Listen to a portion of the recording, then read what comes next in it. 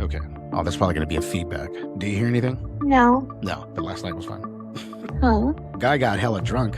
You did? No, somebody got hella drunk. Like when Eddie, like we would have left way earlier. Like I don't know what time I left. Like maybe 1, I think it was. Like we were gonna head out, but when we were, the only thing was is that a bunch of people had showed up, and I think it was a lot of folks. And he says, "Hey man," because I told him I'm like, well, we'll stick around, whatever. I said we can get the karaoke jumping back off, and yeah, some people started singing and shit like that, and these guys were, well, it was a bunch of gay men and then I think a lesbian chick. I don't know if she was lesbian or not. Anyway, that's beside the point. Because they all came in and then eventually they left around a certain time, or at least a few of them left. Yeah.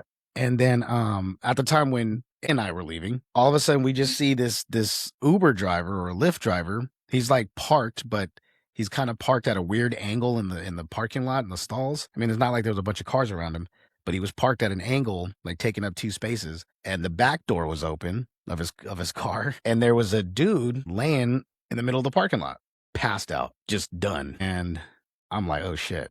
So I'm looking at him, I'm like, hey, you're drunk, right, bro? He goes, yeah.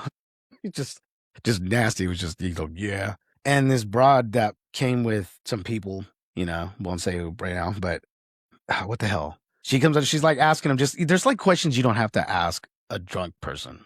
Like seriously. Like what the hell was she on? Like, are you okay? It's like, no, the dude is not okay. And he even said he said, and I was like, yeah, I go, like, he's a little drunk. Like, just gonna have to try to figure this out. So he starts dry heaving.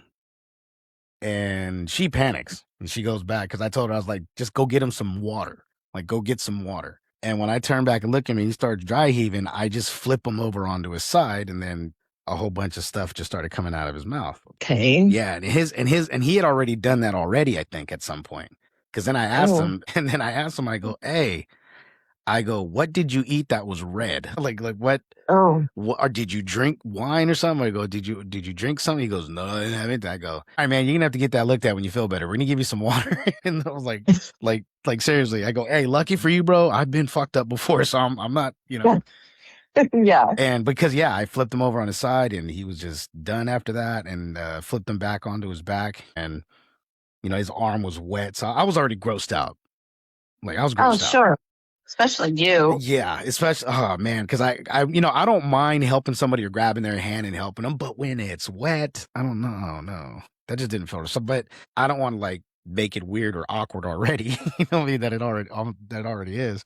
So I'm still being the nice guy. I'm just like, damn, this is nasty. I had to go wash my hands. All right, dude, get up. Sat him up, and he started drinking the water. Eventually, somebody, I guess, and the thing was is that I didn't know who he was. I do remember him coming into the bar.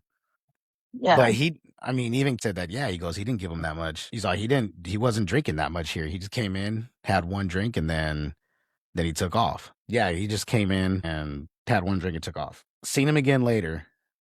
And then he was the one that was out there on the floor, just passed out. I guess he was either trying to get into an Uber or the Uber dropped him off there. No, because that's what the driver said. He said, I'm here to pick him up. But he couldn't get in the car. So the driver, I guess, was just going to drive away. Or he was driving away, and the dude opened the door and leaped out of the car. So, but then, there was another dilemma. We wanted to help the guy, but we didn't want to help the guy because he had to go to the hospital. Like he even started saying help. And the girl that came out that I guess that knew him or something, or so those group of people that came in were from somewhere, like out of town or whatever. And they were in town for work, and I guess they're all business partners and whatever. So they went there to chill. So she's sitting there helping him out, but nobody wants to take him to the hospital because it's like, oh, well, then aren't we going to have to, like, it seems kind of fucked up.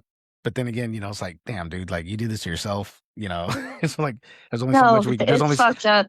Yeah, you're worried that you're going to be held liable, but in all actuality, you're saving a life. But okay, go ahead. Yeah, well, because that's what it was. And because I'm like, damn, I go, So I mean, I was like, look, I'll do it if I had a way. I would have done it if I had a car. I wouldn't give a fuck. I would have really took him there, got him out, and just said, hey, look, I don't know who this dude is. I found him in a parking lot. I just thought I'd help him out. But it's because he was gonna do it. He's like, man, because at first he was like, nah, dude, I don't want this drunk motherfucker in my car, and he's already thrown up and shit, and I got shit in the back seat. And then this other dude was like, nah, I'm not taking him. Fucking, I'm sorry, he had a drink, and fuck that. And, it's like, fuck that. No. I didn't say I would put him in my car. I would feel like if you put him in an Uber and said, Uber, take him to the nearest hospital. Well, yeah, well, that was okay. Yeah. And because the nearest hospital was literally a block and a half away. Like it was literally on Okay. at the next light. So that was doing your due diligence, and it's up to the Uber driver to. Well, I took the liberty to call the hospital and ask a question. And I asked him, I asked the receptionist in the ER. I said, "Hey, look, there's a guy in this particular parking lot. He's really wasted. I don't know who he is. I just see a bunch of people that are trying to help him out. I just saw a bunch of people surrounding a guy laying down on the ground, and they're trying to figure out what to do with him because nobody knows who he is." Yeah. So, anyways, I called and they're talking about, well, no, I mean, we can pull, well, we can send somebody out there to get him if he's in the car. I go, so, but there's nothing about responsibility or liability that anybody has to work for me, because that's the only thing that, a lot of people are worried about is that because nobody knows who he is, we can't give any information on him, and we don't want to be stuck with something that, we don't really have no business knowing. Babe, can I stop you on this? This is when you call 911. We thought about that. That's when you call 911. You call 911 because that's their job. Yeah. And then you wait until 911 shows up and you say to them, I don't know him. I, in my great good conscience, can't leave this man. I don't know him. He doesn't look well. Didn't know what else to do. And they'll look at you and say, thank you for doing that. We'll take it from here.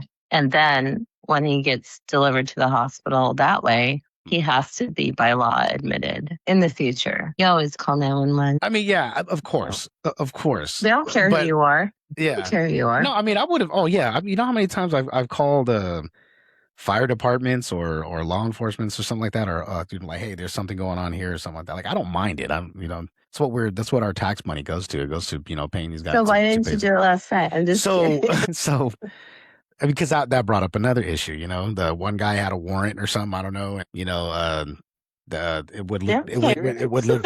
Who knows if it would look bad on the business or not? I mean, they don't ask names. They don't ask names. It's outside of the business. It wasn't inside. He wasn't in the bar. I don't know. It wasn't my decisions. I mean, No. I want to. Even the guy on the floor was like, "Nah, I don't want to. Like, please don't call the cops." Of course, because the bar's like, fuck. They're gonna say we overserved him, blah blah. But he would have to say that. That's the thing that people. Small-minded thinkers, unless he said you overserved him, that's a different situation. But this man doesn't even know his name, much less where he comes from. Yeah, but he could be dying. So would you rather call 911 and save a life, or would you rather have him die in the front of your fucking establishment, and now his family's going to come at you and say, you over fucking served him. You didn't do your due diligence to help this person. Oh no, believe me, or anybody else there. It was a process of elimination, and that was the last